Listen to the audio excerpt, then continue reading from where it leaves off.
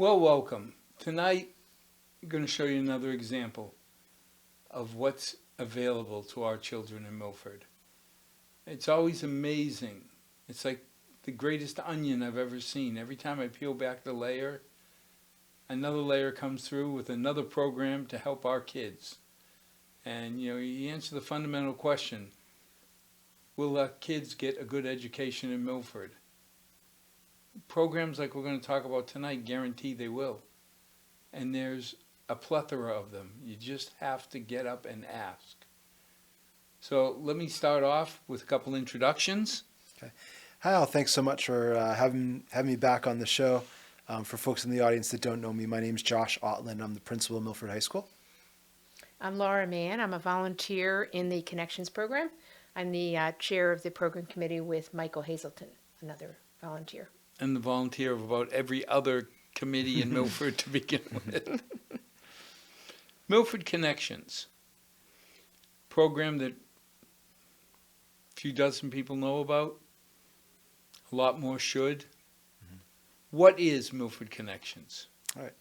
So Milford Connections is a mentoring program, and it's a mentoring program that pairs up adult mentors in our community with a very specific type of student at Milford High School. And the students that we're trying to serve through our Connections program are students who are showing excellent academic achievement. These are students who are taking very rigorous classes and achieving at very high levels. And these are also students who are growing up facing significant financial hardship. So their families are struggling economically. Most of the students in the program, but not all of the students, if they go to college, they're going to be the first generation in their family to go to college or university here in the United States. And many of the students in the program are either immigrants themselves or their parents immigrated here to the United States and the children were raised here in a household with family members who don't have firsthand experience with the college and university system here in the United States of America.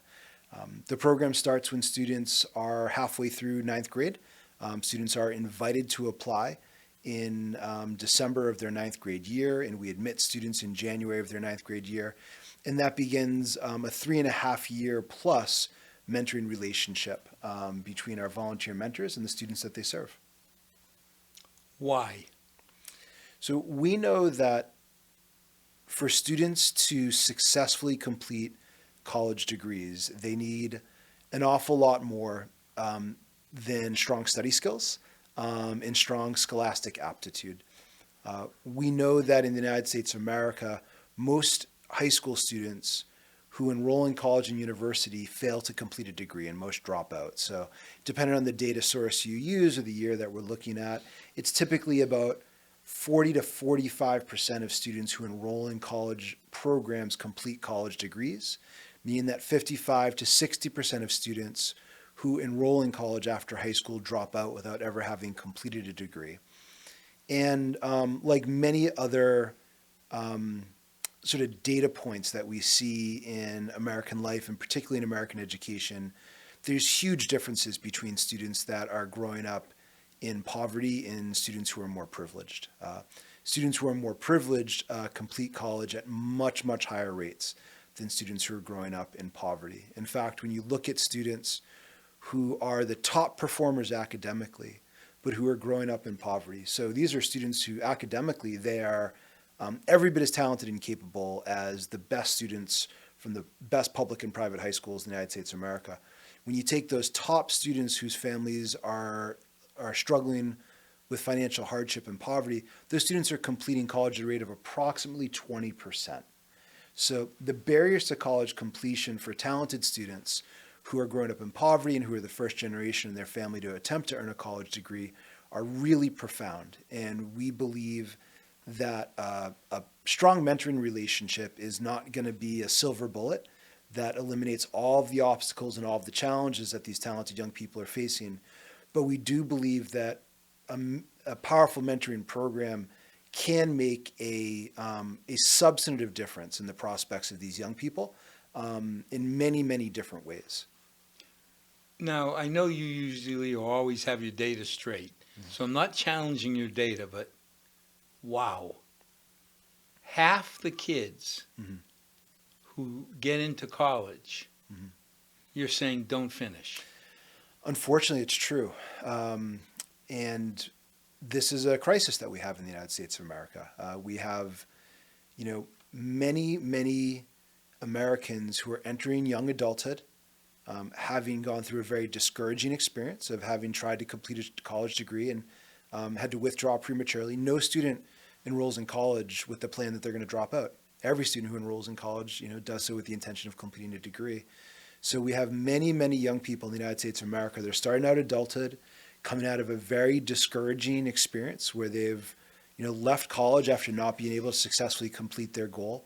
And, I think sadly, and in some cases tragically, many of those young people are leaving college with significant debt that they've accrued, and with no degree to show for it.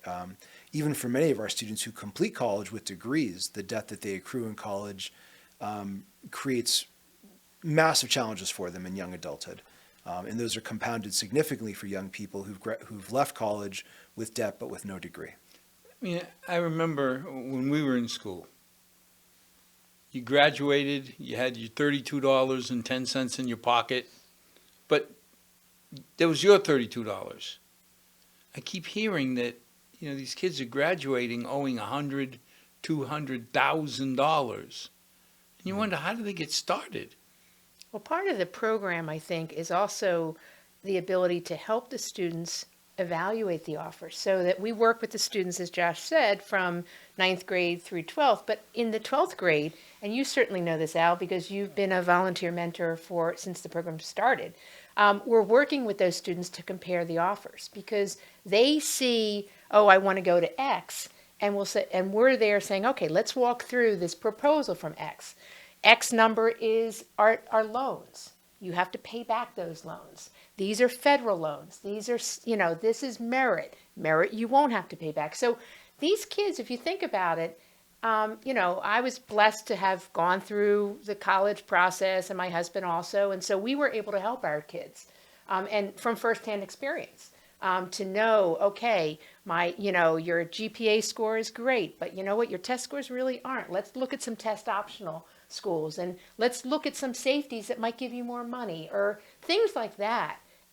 If you don't have parents that have gone through this process personally or with other children, it's like the deer in the headlights. They don't understand what's a loan, what's a grant, what's merit, I remember my mother and father. Now, they were making money. My mother made $11,000 a year working in the foundry at Draper. And my dad was making real money. He was making $18,000. So you sat there and said, we were in that low income side of the world. Mm-hmm. But to them, there was nothing more important than getting the money together so I could go to college and make something out of myself. They had no clue. They didn't know about grants and SMANTs and But PANS. the numbers were much less then. Well, 6,200 all in at Holy Cross. But again, it was 6,200 and they were making less than 30 grand a year total. Mm-hmm. So I wonder, now, the thing that was probably the hardest, you're mentoring not just the student, because the students that we've been involved with, they're smart kids. Mm-hmm. They're good kids. Mm-hmm. All kids are good, but these kids have their heart in the right place. Mm-hmm. But, we talked about 6 different schools that my mentee wanted to look at. And I looked at one and I said, okay, this one is going to cost you $60,000. And he was like, what? Let's pick a school, Holy Cross, $78,000 a year. They're going to give you X dollars, so it's going to cost you $50,000 or $60,000 a year. So you're going to walk out of this place owing $200,000. I don't know how when you graduate, like I said, we had our $32. You needed a car. You needed a place to live. And if you're paying off these huge student debt loans, and we went through all the schools, And I was so excited because the school, UMass, it ended up costing them $3,000 a year to go. Mhm. And, the difference between going to Penn State or somewhere else just wasn't worth it Yeah. to them. And so I think, Connections is bringing together these students with adult mentors like you and Laura who have lived experience to really help students begin to understand a world that is very foreign to them as young people. Help them begin to understand a world that in many cases is very foreign to their families as well. And to engage in a sustained multi-year conversation and dialogue with these young people to help get them into a place where they can think independently and critically about these decisions. One of the reasons that we see so many young people in this country failing to earn college degrees after having started and leaving with debt is because ultimately they made poor choices at the time that they matriculated into college. I believe that the vast majority of instances where students are dropping out of school without a degree and coming out without debt, these were avoidable situations if these young people had made better decisions and if they had adults in their lives who had been able to support them in making decisions. And so Connections is bringing that level of support to these students. Our Connections mentors they're not there to replace the student's guidance counselor. We have guidance God, no. Yeah, we have guidance counselors who are quite expert and skilled in many aspects of But post-secondary they're planning. professionals. They are professionals. They're paid professionals. But what our mentors have that our counselors don't have is the ability to develop deep relationships with students and families over multiple years and to engage in that sustained conversation over multiple years in a way that's going to really deliver a lot of positive impact for students. My understanding is the guidance counselors, you don't have enough of them to pick up freshmen and sophomores. So we have, so I'll tell you a story that I know you'll find interesting. I was recently out in Vista, California, visiting a high school out there. 1,600 students. A little bigger than us. A little bigger than us. We're about 1,330, right? 1,600 students, 4 guidance counselors for the school. No adjustment counselors, 4 guidance counselors for a school of 1,600. Now we have 6 guidance counselors, 1 adjustment counselor, and then we have 3 adjustment counselors for a school of 1,330. So I think we can say that relative to many parts of the country, we are well resourced when it comes to supporting our students. However, I would say that for many of our students, and especially students who are hoping to be the first in their generation to get to and through college, I'd like to provide them with a much higher level of support than we're able to when our counselors are trying to serve anywhere from 260 to 300 students at once. And so Connections is one of these ways in which we can supplement and complement the work that our counselors are doing to really trying to turn the odds in the favor of these talented young students who are growing up facing some real profound obstacles. Well, the other thing too is, and I'll relate it to my situation, my mom and dad did everything they possibly could to support me. My father had no clue. He would be told there's an event at the school, you should be there. He put on his suit, he put on his hat, he went to the gymnasium and sat there, clueless. But all he knew was, I'm supposed to be here to support my son. And I got to tell you, looking out, it had an effect. Just knowing that my father was there. Now, came from Portugal. He had 4 years of school because that's what they got. So the education was not something he knew. So having an opportunity with the mentee that I had to get to know his mom, get to know his dad, and explain options. You know, the difference between loans and grants, the difference between a state school. I mean, we went through options that they never thought of, which is community college. Everybody always said, oh, that's if you can't make it into a real college. And I sit there and I say, wait a second. I went to my senior year of high school, before we had all the advanced placement programs. I went to Dean Junior College in Franklin. Those courses were not second rate. Mm-hmm. And I know a lot of kids who start the first 2 years Mm-hmm. in a community college, which is about what, half the price? Probably less than Much half. less than half Much the price less of, than a, half. of our UMass schools, and they're probably even a little bit less than half of our state colleges. So if you're down at a third the price for 2 years, Mhm. now if you've done well, my understanding is, I mean, like Dean Junior now is Suffolk, you can take those credits Mhm. and move into your junior year at a full 4-year college. Mhm. But you're not carrying the first, $60,000, $80,000 worth of debt. Yeah. And I think, what you're talking about, Al, and, I think I'd love to, for Laura to talk about some of the work that she's done helping students and families navigate this. What we call the post-secondary landscape, the world after high school, it's really complicated in the United States.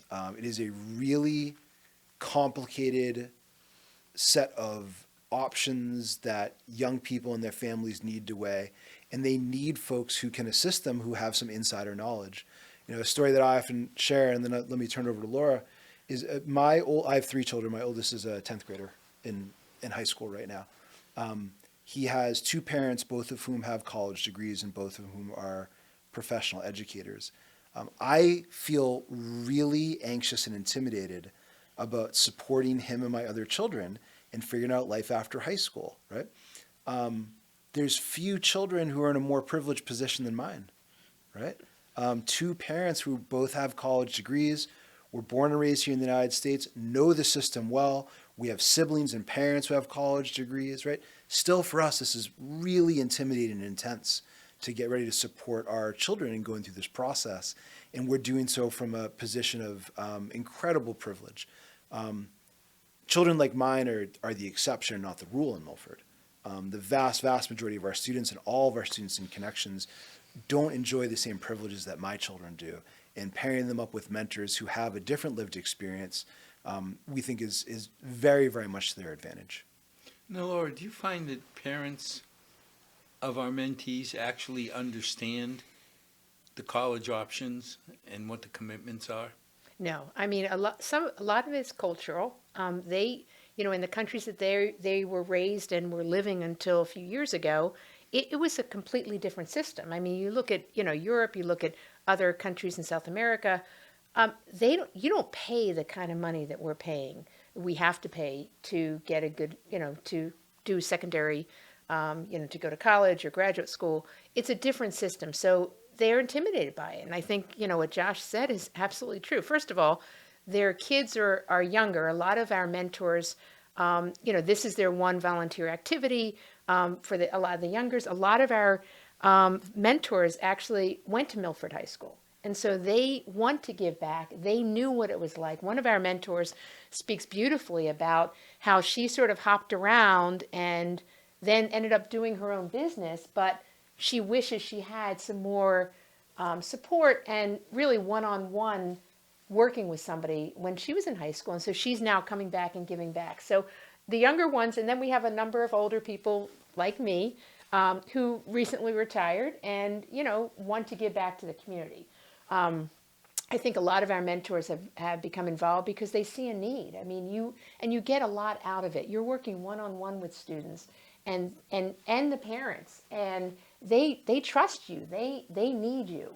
And it's a nice feeling when you can work with, even I'm working with a student right now. One of my students is in 9th grade, and she just wanted to get a job, like a summer job. She wants to earn money, so we've been talking about different options, and, she had seen some of the resources are coming out of the high school. There was a program through Milford Youth Center.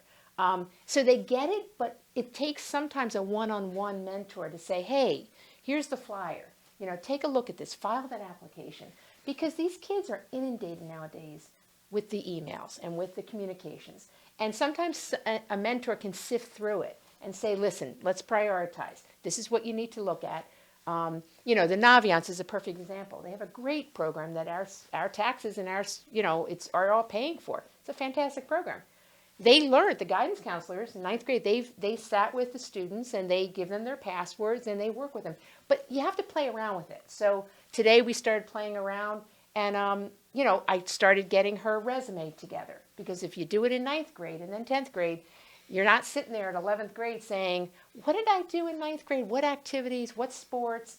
So you try to work with them to make it an easier process, because we know if you want to get into National Honor Society, if you want to get these things, you need to build it up and be involved with different activities. And part of that, I find, is that it guides the student. It's not just, what did I do to put onto the paper? Right. It's, what do I need to do? Right. Because, when you have the discussion saying, yeah, you got a 3.9 at Milford High. So did 5,000 other kids going for the same Right. spots. The schools are going to start looking at, what else did you do? What did you do for your community, for your school, for your church, Right. whatever?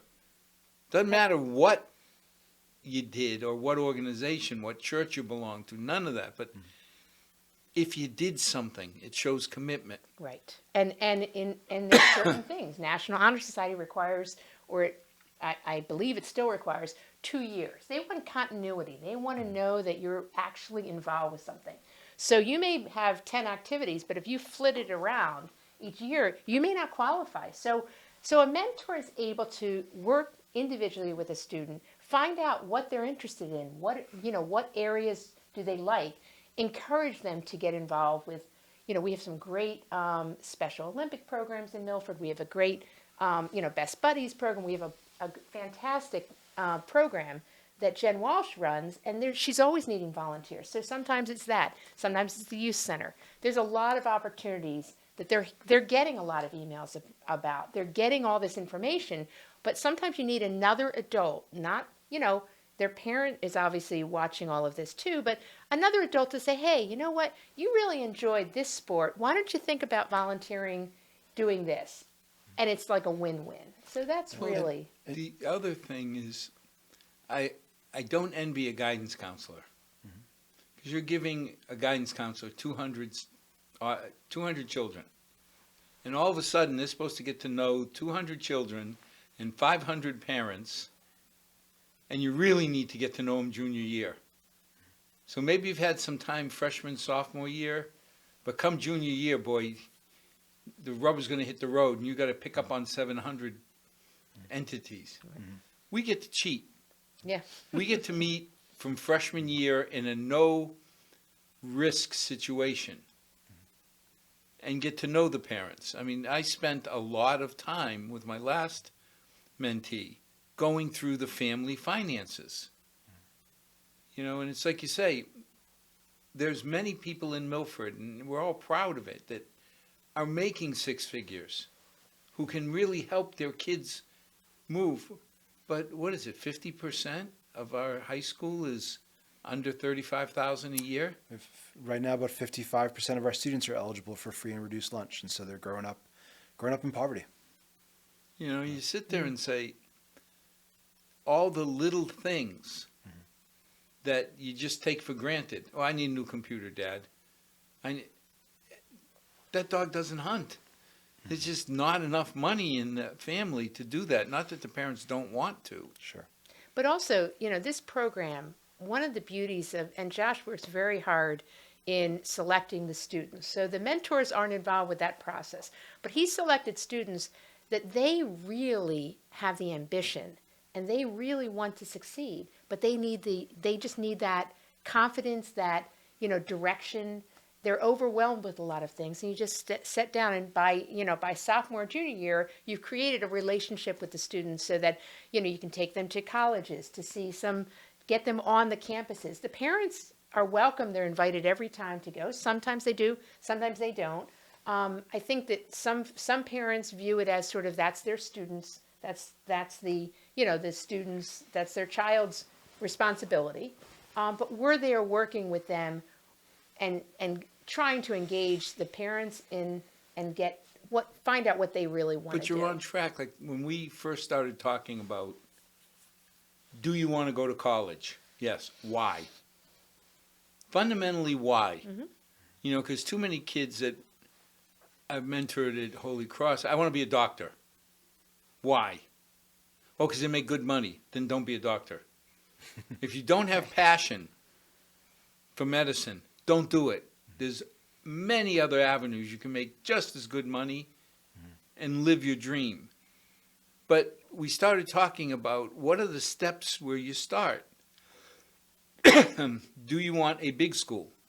My darling bride went to Penn State. I cannot think of a school I would hate more than being number 39,450 of the student population of 40 grand. But she loved it. It's far away from home. You know, and let's face it, I started that way. I want to get away. My daughter, first place she wanted to apply, College of Pluto, University of Mars. How far can I get away from Milford? But then as you start talking to them and you explain to the parents, you got to let them make this choice. And I saw the concentric circles getting smaller and smaller and smaller. So then you walk them through. Do you love a big school? You know, like BU, great school. For somebody like me, I would hate it. There's no campus. It's the streets of Boston. For other kids, they love it. You know, most of my classes senior year were 4 to 6 kids in chemistry and advanced math and all. Loved it. Now, you couldn't hide. There's something nice about being in a lecture hall of 300, you can hide. But walking the parents through this so they understand, and the kids, and explaining to the parents that this is a decision you don't want to force on your child. You know, it's bad enough you got to deal with the money issue. Because not everybody, I mean, some of these schools now are 70 grand a year. It's a lot. Yeah, so, you know, Alf, I would like to pick up maybe two threads of you know, things that you just talked about. The first is you mentioned how you found yourself as a mentor in a position where you were sitting down with the students' parents and talking about their finances, right? That's pretty powerful, right? That, you know, our volunteer mentors form the kind of relationships and partnerships with parents where parents come to see these mentors as confidants, as allies, as partners, as people who can help guide them and their children, their most prized possession, in making really big and consequential decisions. And so, you know, one of the things that I think, you know, Laura, you spoke about the rewards of, you know, serving in the program. I think there's an opportunity for our mentors to really make an impact when they commit to mentoring a student and partner with that family for a 3.5-year commitment. There's a lot of trust that gets built up there, and our mentors can make a huge positive impact on the lives of both these students and their families. And I think that's illustrated by, you know, that story and that the trust that you formed, you know, with these parents, that they looked to you as a trusted advisor who they knew wasn't selling them anything, right? Who simply had their child's best interest at heart and wanted to see them be successful. And secondly, you talked about, you know, the student saying, I want to go to college, and you sort of pressing hard and saying, why, right? What a gift to engage a young person in that conversation. It's a conversation that too few adolescents are having when they're in high school. And one of the reasons for that is that they don't have adults in their life who aren't their parents and who aren't their teachers and guidance counselors. And it's really healthy and it's really helpful for young people to have adults in their life who are not their parents and who are not their aunts and uncles, right? And who are not their guidance counselors, right? People that are there and said, listen, like, I want to get to know you. I want to try to help you and I want to support you. That's an exceedingly rare opportunity that young people have. The vast majority of young people don't have an opportunity like that. And this program brings that kind of opportunity to a group of students who really stand to benefit from it tremendously. And another point I want to emphasize that I stated at the outset, and Laura's mentioned it, and I want to repeat it. You know, Laura talked about how these are very ambitious, driven, motivated, high-achieving students. many times I think when people hear that there's a mentoring program, the assumption is that this is serving at-risk youth, right? Young people who are not thriving, right? Who are at risk of dropping out, who are getting in trouble with the law. And there are programs like that, and I'm thankful that such programs exist, but that's not what Connections is all about. Connections is not about serving at-risk young people. Connections is about serving very talented, highly motivated, driven young people who are showing great potential, but who we know are also facing substantial obstacles to post-secondary success by virtue of their family's economic hardship and by virtue of the fact that in the vast majority of the cases, they're not being raised by guardians who have direct firsthand experience with the post-secondary landscape in the United States of America. And so this is a different kind of mentoring program than I think what many people picture as sort of a conventional mentoring we bring program. up special needs. And you brought up Best Buddies, Special Olympics. But a lot of these kids are special needs. They're our next Nobel laureates. They're on the total other end of the spectrum. That you don't want these kids being bored. Just not being pushed. But I think a part of what Connections does, and the reason the name of Connections, is because we're gathering mentors who are established in the community. If you looked at our list of 33 mentors we now have, having just started the program 6 years ago, maybe, everybody is either currently or in the recent past was very in different industries. We have people in every possible industry around. We have the lawyers, we have the biotech, we have the IT experts. And what we've also started doing is creating a way, what we're trying to do is engage these students who are so smart and have so much ambition to see what's out there. So they may say, oh, I like math, I want to be a doctor. Not a doctor, excuse me, a teacher. Or I want to do this. And there's great opportunities everywhere. But they need to know that there's other careers out there. I mean, you're a perfect example. You've been in you're science, but you could have done different things in science. But you went into the biotech and different life sciences and areas that these students do not have everyday access to see. So we've done, as you know, we've done some job talks. We brought in next week, in early May, we're bringing 2 IT people. The owner of World Band and Almog, who is one of our mentors, who's in software engineering, and they're going to talk about different careers in those areas. So we're trying to connect these students with different opportunities and letting them know there's a lot of opportunities out there. What do you find your passion in? And see, I find I am not a guidance counselor. Never trained as a guidance counselor. Right. Never will. But I can supplement and let the kids know that there's certain things I can help with. We get to certain points where it was like, okay, now you got to go see a guidance counselor. But when you go to see him or her, focus. Just don't go in there and, well, life is good. You got so many minutes. Let's practice what you're going to ask so that you get the most out of it. Right. And it's funny because my last mentee said, this is a lesson I can use everywhere. I said, you got it. Every time you go to ask somebody, you're asking them for the most precious gift they can give you, time of their life. Don't waste it. So be prepared. So again, there's things that the guidance counselors are going to do that I can't even begin. I don't want to because I'll probably screw it up. And I think one of the many ways that our mentors are helping our students in Connections is engaging them in conversations, reaching points in those conversations where the mentors recognize that they're at the limits of their expertise, and now they help the student figure out, well, how are we going to get the answer to that, right? And directing them to the resources, whether they be people at the schools, online resources, and who get in the trenches with the kids and help them to do the research and process the conversation that they had with the guidance counselor after the fact. That is, it's a type of partnership that I think really, it helps all of us on the school side that are trying to do right by these young people.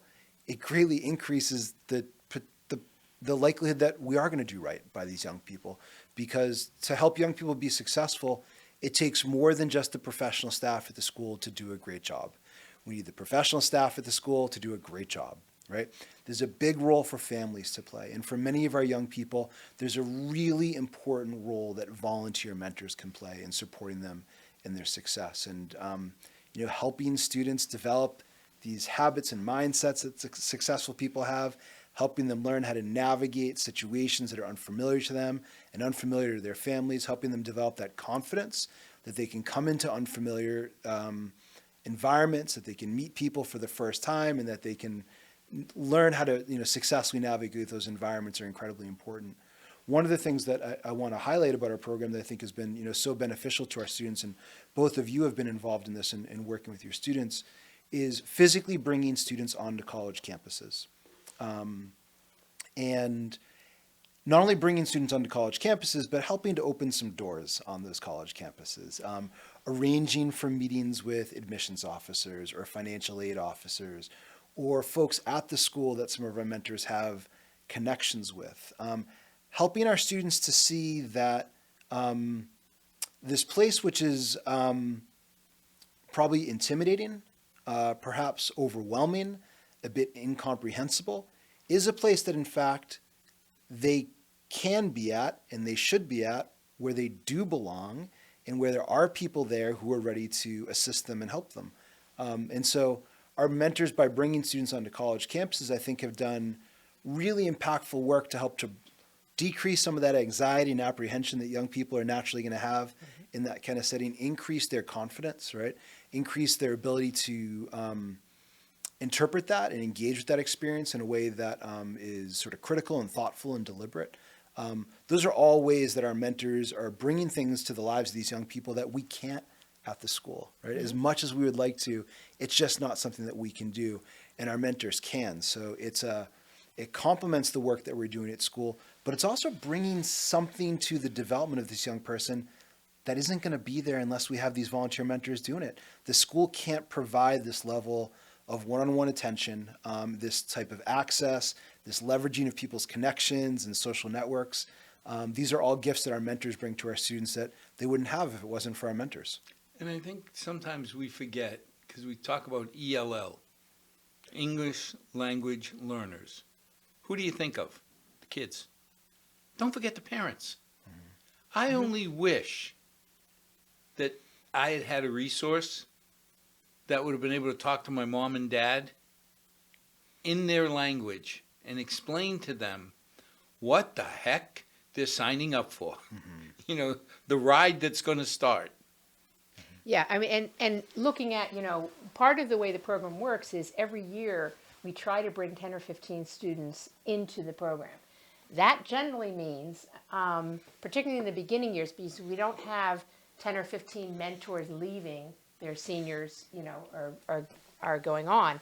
So we're constantly needing new people, and we have really tried hard to get a diverse group of mentors. Those who speak, Portuguese or Spanish or other, or Arabic, there's a lot of need for people. It's not a requirement. I unfortunately don't speak any other language except English, and I sometimes have trouble with that. But we do encourage anyone who has any sort of interest. You've been invaluable. Fran Alano has been, those who speak multiple languages, we try to pair them with families that do not speak English, the parents. The students all speak English. So a mentor can work very easily with the students, but usually one of the parent knows enough English. But it's a challenge. And so we're trying to get, each year when we get new mentors, we're trying to provide a support system, but also we really need people. But you pushed through an idea that I thought was profound, which was, okay, I have a mentee whose parents speak a language that I have no clue. Josh speaks that language. Right. He's got a different mentee, but we pair up every once in a while so that you can talk to the people in their language. Because I found the trust grew so quickly. I don't speak Brazilian, I speak Portuguese, but it's close enough. It was close enough that when I could talk to my mentee's mom and dad, and they put up with my Portuguese, you could see the ice melted because you were trying. Now, there's been other people who don't speak Portuguese. So I'll talk to their mentees' kids. So there's a camaraderie that we can take advantage of each other. And I think you hit it when you said, you don't have to know everything. The key is, okay, I've hit my limit. Now it's time to go to the professional.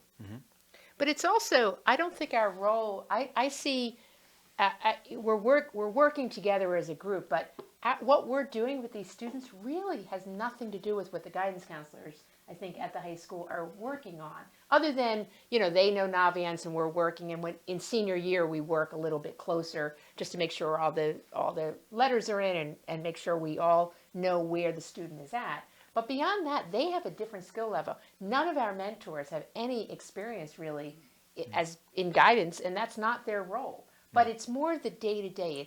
It's they'll come to us. I had one of my mentees a few years ago who came to me. She was upset about a grade. So I talked her through, okay, giving her the steps that she should think about. Have you talked to the teacher? Have you talked to your mom? Have you, just thinking it through, because those skills are going to be good for the rest of their lives. And so what the mentors really are working with these mentees on are life skills. It's life and how. But Laura, things like getting involved in extracurriculars. Right. Okay. It doesn't matter what. I mean, we've had students who've said, come down to the studio. Get behind the camera. Our director will help you. Join Best Buddies. It's it's very hard, and a number of us within the mentoring, we're all communicating on the challenges, and we have meetings to try to help each other. And it's interesting. I often you forget that they're intimidated by some of this, so we try to spoon feed it a little. And I'm always I'm finding out who the person is friends with, and let's get that friend involved too. And both of you go to that event. We're participating in the beautification, the Milford beautification. I met with my student today. She just texted me and said, nope, I'm going and I'm bringing my friend so-and-so. So that will get them some hours, but it also gets them in the community and realizing that we're part of this community. And I'm hoping that one event will make them more comfortable with the next. And when you community tell them, service. talk to your guidance counselor. Make sure that you should be involved in 2 activities. You don't want to be involved in 15 of them and have a C-level grade average here. But pick something that you really have a passion for. And just run it through your guidance counselor. It's a 30-second conversation. I'm sure no guidance counselor is that tight that they couldn't say, yes, that would make sense for you. So, Al, if I could, I'd love to talk a little bit more about, Laura mentioned that, we're looking for mentors, and started talking a little bit about some of the types of support that, and you both spoke about some of the community that exists within our mentors. The mentors are the limiting reagent right now.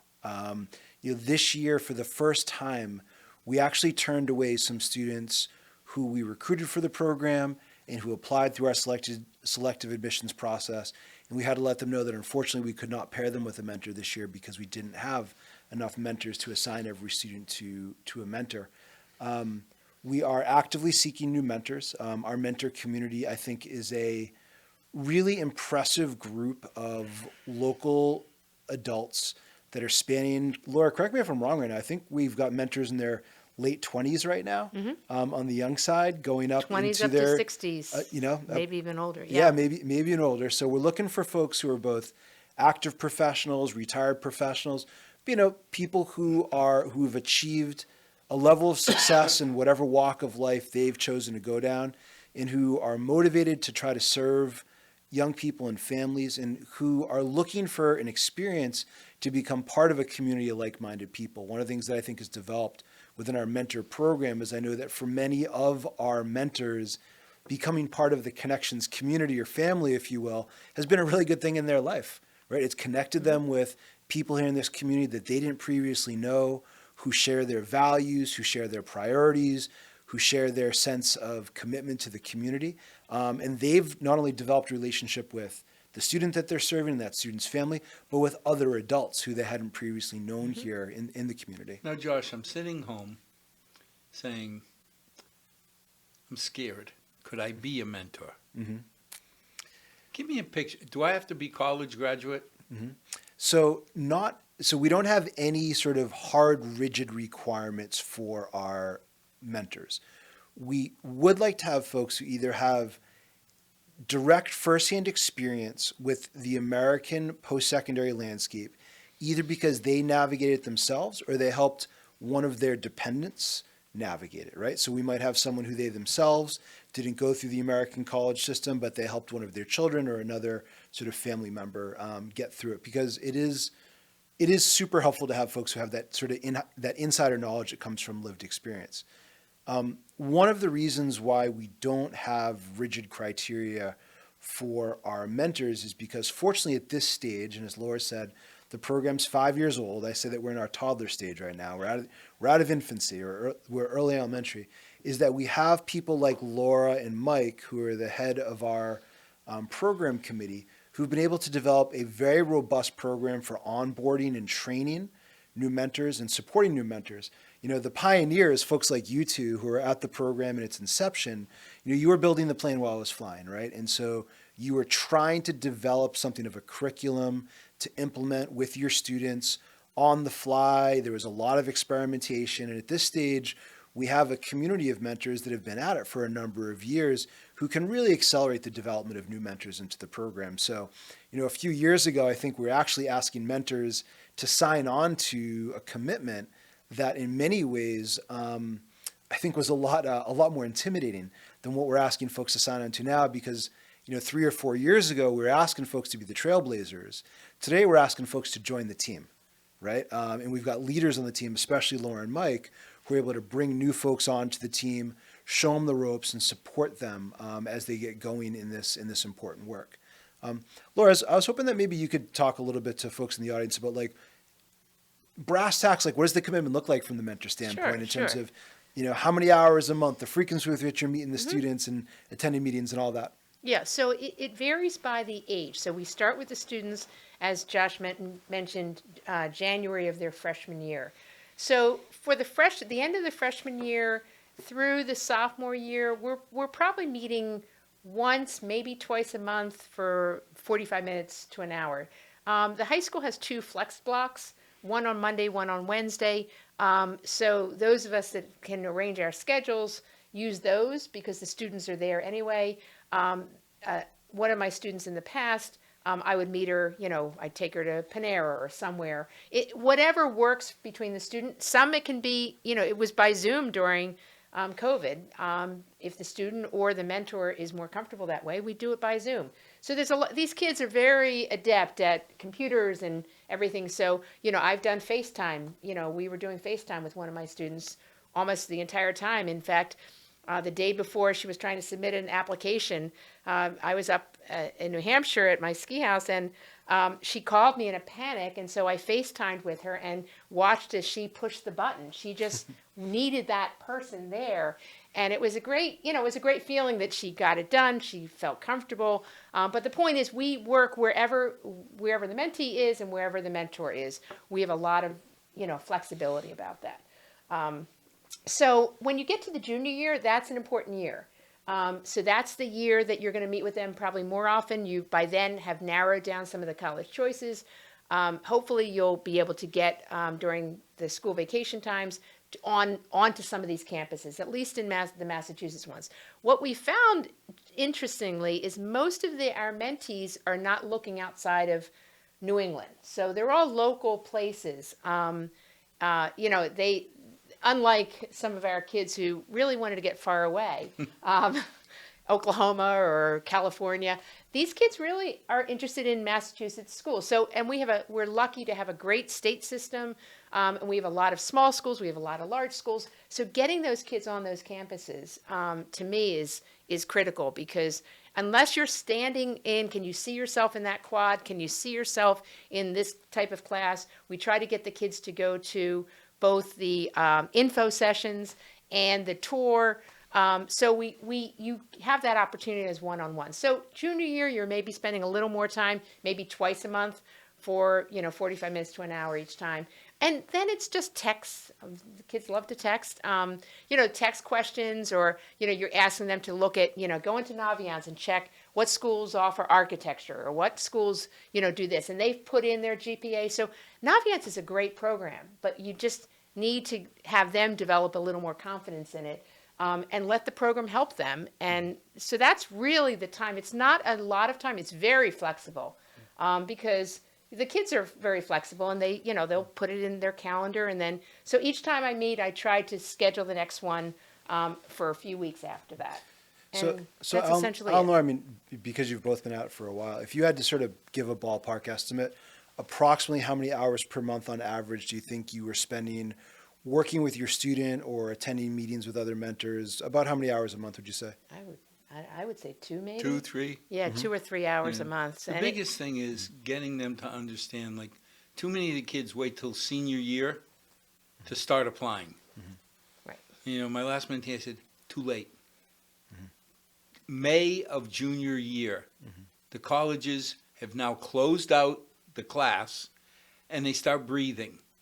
So let's take some virtual tours and get a feeling, because the question he asked me is, how will I know what school I want to go to? I said, I can only tell you that when I went to Holy Cross, I got on campus and I said, yeah, this is home. I said, nobody can make that decision for you.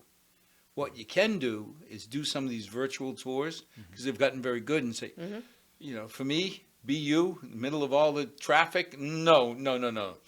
Eliminate that one. I don't want to go far away because I want to be able to come home on weekends. Come midterms, I want to come home and have a nice Portuguese dinner. And, whether it's Portuguese, Italian, Jewish, whatever, every mother is going to welcome you home to have dinner. So we'd fill the car with kids, drive 20 minutes, and it was a nice break. And that's what you had to experience. But I couldn't tell them, don't do this. Right. And part of the importance is by working one-on-one with your student over a few years, you're getting to know them, and you're understanding, if their mother doesn't speak English and they have a lot of medical issues. A lot of these kids are really the person who has to go to all the appointments. So at first I had a situation where she wouldn't share with me why she was, doing this, not working on her college essay. And finally we had, a heart to heart. And I said, look, I've been to college. I've been to law school. I don't need to do this. If you don't want to do it, it's okay. You're still a good person. And it ended up sharing information on why she was intimidated. And then she got the college essay done in like a day, because I understood where she was coming from. So these kids, a lot of us we're all of different cultures and different, experiences. And you're getting to know a student and somebody who, to me, it's fascinating. It's you feel like you can help, and sometimes you think, well, what do I know about this? But you get to know the person and you understand. So you're working with what they're giving you. And you're right, the junior year, that college essay better be done in that summer. I mean, I would threaten my kids, but I can't threaten my mentee, because it's not my child. But you try to encourage them in every way you can, because of the early decision and early action and all these processes that they don't understand. You want that application in and completed. You want FAFSA done in October, because that's when we know all of that, and we're trying to help the students understand that so they can be as successful, and you do the best application that you can. So now, Josh, we'll put you on the spot. I'm a parent. I mean, of course, I've got the smartest, the brightest, the most handsome, beautiful child in the world, but if I want to explore the possibility of taking advantage of a program like Connections, how do I do that?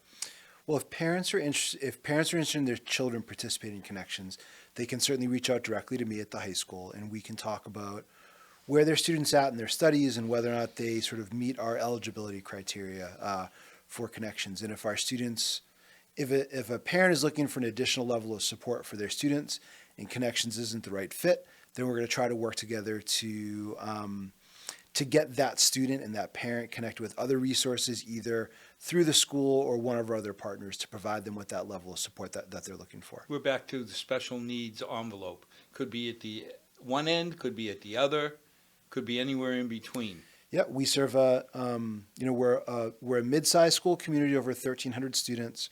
Within that community of 1,300 students, there is an incredible range of diverse needs within our school, and I'm very thankful that we have both resources within the school and organizations and agencies that we partner with outside of the schools that are all well positioned to support students and families regardless of what their individualized needs are. I don't want to oversell it and say that we can sort of help everyone overcome every obstacle that life may throw at them.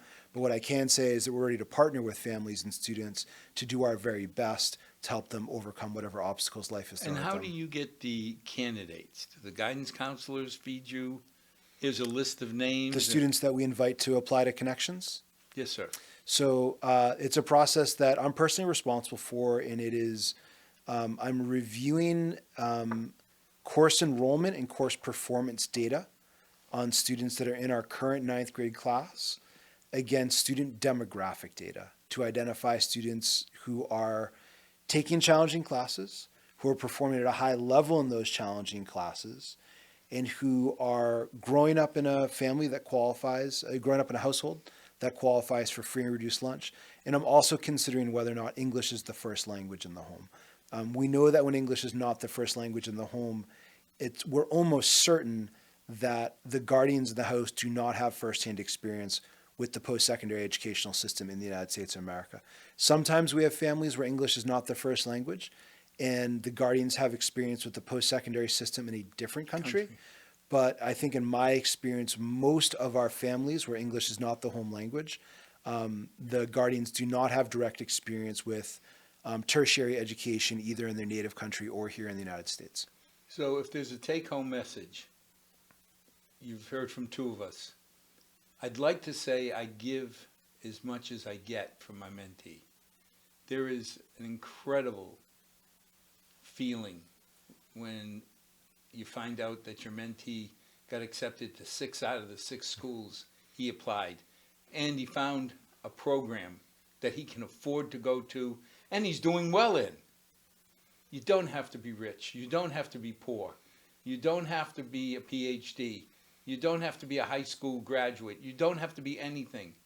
You have to be somebody who loves kids and who's willing to help kids. And even if it isn't Connections, there may be a program, as Josh peels back the layer of the onion, that you can help out one of our 1,300 kids or one of our 4,400 kids. So please, think about it, get involved. And as always, to our 6 loyal viewers, may God bless, and may tomorrow be a better night than tonight. Thank you. Okay. Thanks, you. Al. Thanks, Laura. Thank you, Al.